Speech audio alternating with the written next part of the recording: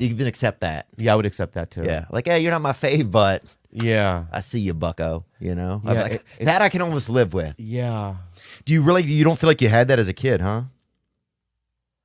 No, I mean, I tell this story sometimes where and this really kind of sums up my childhood. When I was 8 years old, we lived in Minnesota. Really? Yeah, Edina, Minnesota. Really? Because you know what else happened up there. Yeah, Highway to Heaven, bro. I get it, dude. And I lived in Edina, Minnesota. Dover Drive was my street. And I remember I didn't have a lot of friends. So one day I was like 8 years old, and I go, Mommy, Daddy, could I have a pet? And they go, oh, what kind?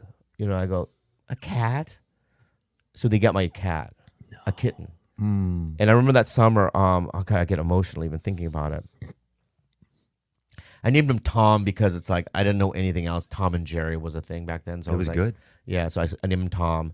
And I remember being in the garage because he wouldn't be let in the house. We had like a little pen in the garage, and I would play with him all day long for weeks.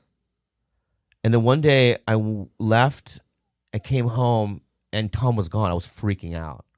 Where's Tom? Where's Tom? And my dad looks at me and goes, he's no longer here. I go, what happened? I put a pound.